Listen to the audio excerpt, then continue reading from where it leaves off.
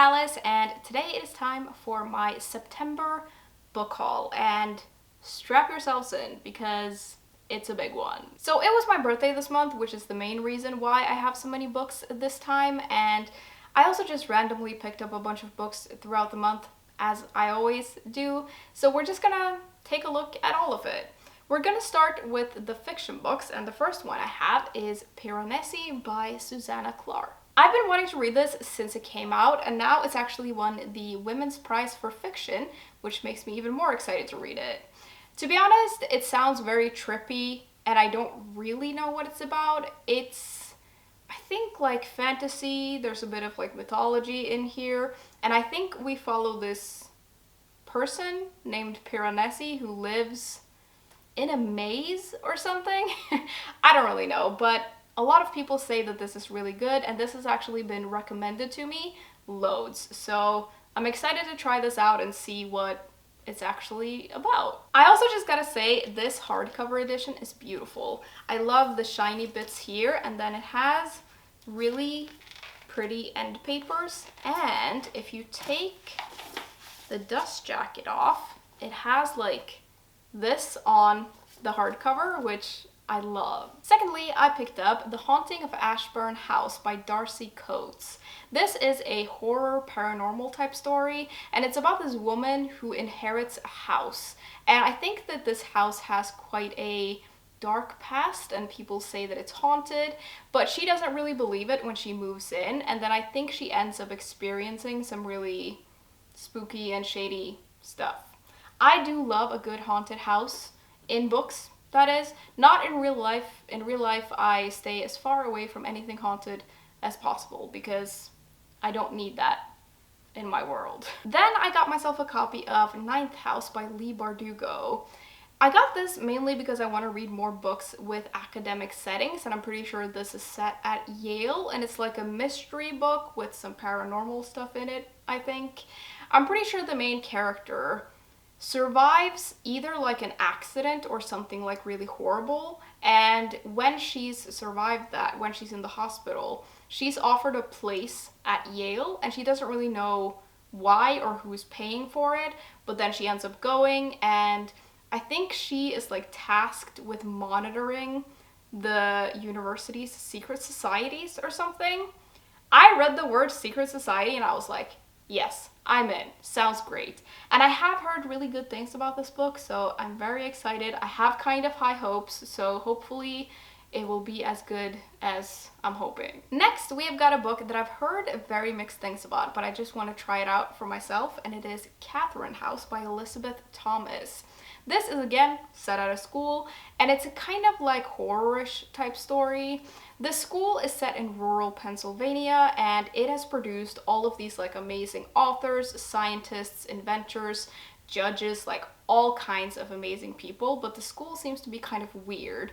Like if you get in, you have to spend 3 years there and never leave, and I think you can't like stay in contact with your family.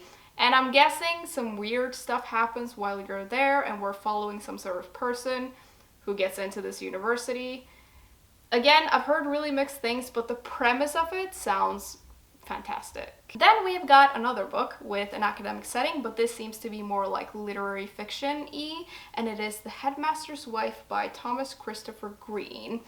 First of all, this cover is lovely. It's so autumny and pretty, and the story sounds great. It's set at this like, I think a boarding school in Vermont, and we follow the headmaster at the school who loves his life and he loves his work, but he starts to like come apart at the seams for whatever reason.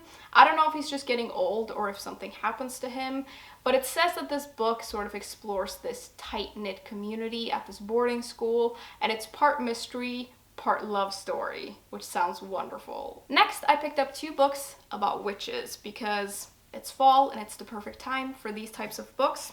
So I got A Secret History of Witches by Louisa Morgan. This follows, I think, like 5 generations of witches from the early 19th century up until the Second World War. So it's historical fiction, and we follow this family where the power is passed from mother to daughter or something like that, and we just read about their lives and how their lives have affected historical events. This has been recommended to me when I've asked for recommendations for books about witches in our world. I love reading about witches, but I don't necessarily want the book to be set in a fantasy world. I want it to be set in our world. And a lot of people have mentioned this book to me, so hopefully it will be as good as they say. I'm very excited to read this. Like, I have very high hopes. The second one I got is The Witches of New York by Amy McKay, and this is also historical fiction. It's set in New York in 1880, and it's about these two women who open up a tea shop together, and I'm pretty sure one of them is a witch, and they sort of cater to Manhattan's high society. They read palms and make potions and do all kinds of things, and it goes really well until one day someone comes into their shop and that changes everything for some reason. Again, witches set in our world, love it. I think this is gonna be great. I do love this like time period, and I think New York in this time period, in this like historical setting, usually is pretty great, so it ticks a lot of boxes for me. Hopefully it will be good. Then I got a classic, and it is The Haunting of Hill House by Shirley Jackson. I am so excited that I finally have a copy of this book. I can't wait to read it. I don't know a whole lot about it, to be honest. I think it's a gothic horror story, and it's about these 5 siblings who go to this house, and it's just about what happens to them at the house. That's all I really know, and it's all I really want to know. I want to go in a little bit blind with this, but it sounds very spooky. I also got another book by Isabel Allende, who is quickly becoming an author I kind of want to read everything from. Maybe not everything, actually, because she's written a lot of books, but I want to read more of her books, and I picked this up by the recommendation of one of you. It is Daughter of Fortune, and this is historical fiction. It's about this girl who grows up in a British colony in Chile, and I think we just follow her as she grows up and falls in love with this really inappropriate man, and they end up in San Francisco, I'm pretty sure.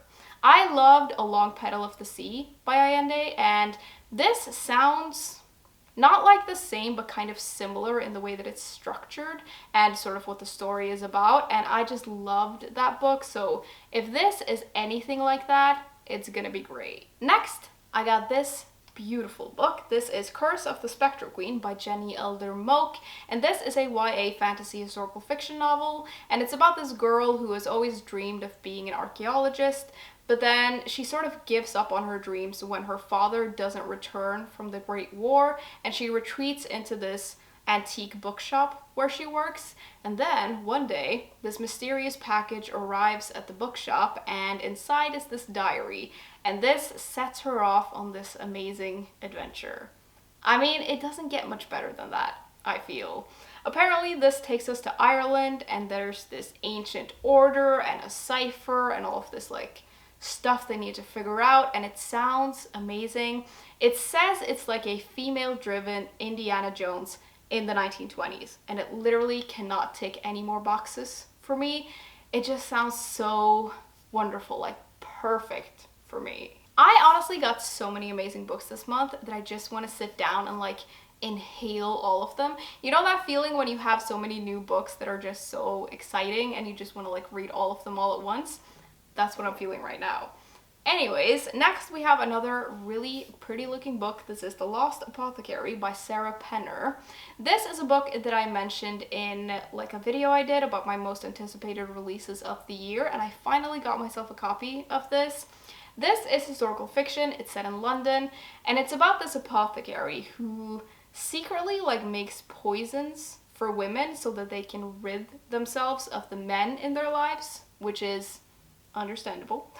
And this apothecary keeps record of all of the women that she gives poison to, I think, and all of the men who die because of it. And something happens that like threatens to reveal this list and like ruin her whole life, and I'm assuming the lives of all of these women. And that's all I really know. Very intriguing premise, and I do love historical London. Then I've got another sort of academic setting type book, and it is These Violent Delights by Micah Nemerever.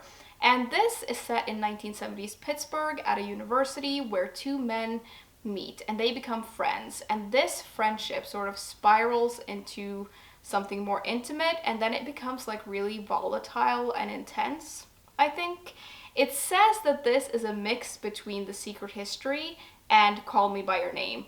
Both books that I absolutely love. So I have very high hopes for this. It's a lot to live up to, but if it's anything like those books, this is gonna be right up my alley and just fantastic. Last of the fiction, we have got a book that I think could be considered like a modern classic, and it is A Dead Poets Society by N.H. Kleinbaum.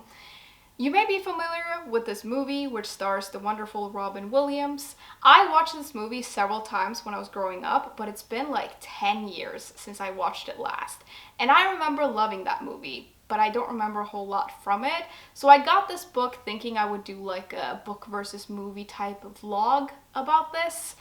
An interesting thing about this though is that this was actually published after the movie, so the book is technically an adaptation of the movie. And I think it'll be interesting to like see what that's like and see how I feel about the movie now that it's been so long. I feel like it's gonna be one of those movies that has held up really well, but it's hard to know until you've seen it again. If you don't know, Dead Poets Society is about this like elite boarding school in Vermont where we meet this English teacher who is played by Robin Williams in the movie, who really like inspires his students, and he's quite different from the other sort of stuffy teachers at the school. And it's all about him and these boys and his influence on them, I guess, and just about life and growing up.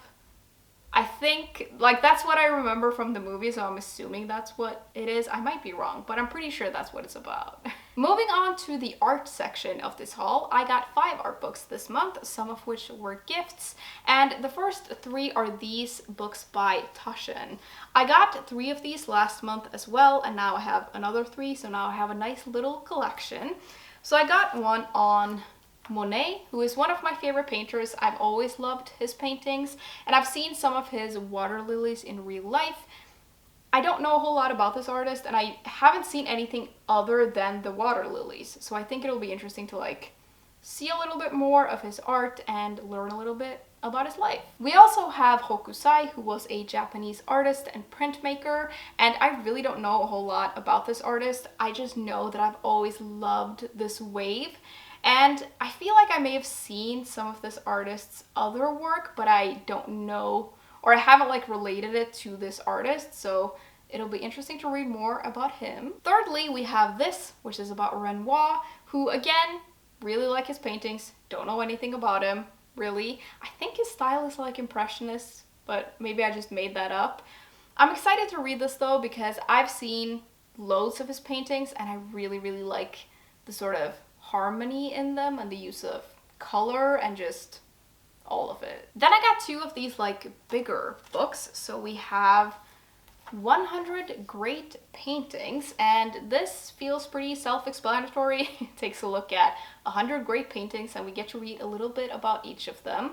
And I'm guessing a little bit about the artists as well. I think this covers art from like the 13th century up until the 20th century, and it focuses mostly on European art. And I think that sort of bite-sized information about art and art history is the way to like start this out for me. So I think this is going to be very interesting, and I get to read about different styles and different artists, I'm guessing, and I'm assuming I will learn quite a lot. I also got Pre-Raphaelite's Masterpieces of Art by Gordon Kerr, and I got this just because I want to learn more about this particular art movement or this period of art. I don't really know. I don't know what it is. I just know that a lot of the paintings that I like often fall under this category, and so I thought it would be interesting to like read more about it and actually understand why the paintings I like sort of fall into this category. I feel like this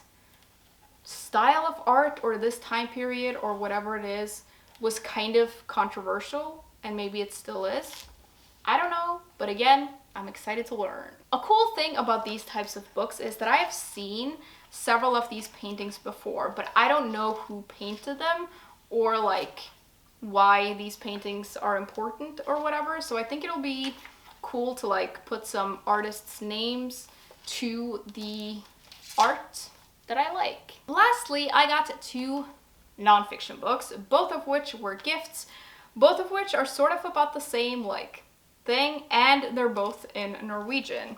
So I got Norge under andra verdenskrig by Ole Christian Grimnes, and this translates to Norway during the Second World War. So this is obviously a history book, and you know, the title says a lot. It's about Norway during the Second World War, and we were occupied by Germany for, I think, most of the war. I don't really remember, but I feel like I don't know enough about this. And one of the reasons I want to read more of these types of books is that my grandfather was alive back then, and every time I talk to him, he will very often like talk about the war or like history stuff, and he is always appalled by how little my generation knows, and I'm starting to feel that I should know more. So I think it'll be interesting to read about this and what it was like during the war here. It says on the back here that it covers quite a lot of things, like the German attack on Norway and the German occupation,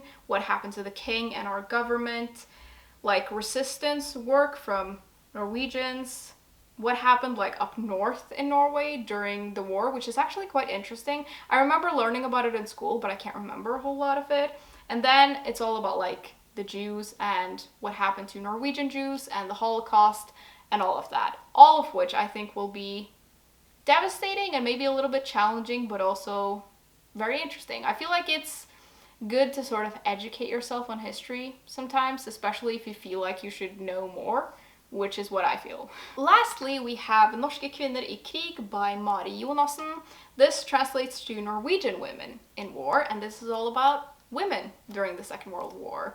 I feel like a lot of history very much focuses, or often focuses, on like men and what they were up to. So I think it'll be interesting to read a book solely about women and what they were up to back then and what happened to them and like what role they played in the resistance and all of that. I think will be very interesting.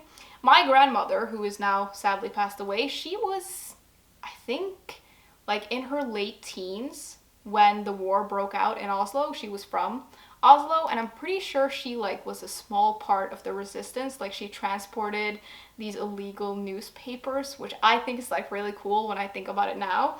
So it'll be interesting to like read about what it was like back then, what they were up to, and it's always interesting to read about women in history as well, and not just the men. Okay everyone, those are all the books that I had to show you today for this massive haul, and thank you for sticking with me till the end if you're still here. I'd love to know if you've read any of these books or if you'd be interested in any of them, and as usual, links to my Patreon and other social media will be in the description if you're interested, and I will see you soon. Bye!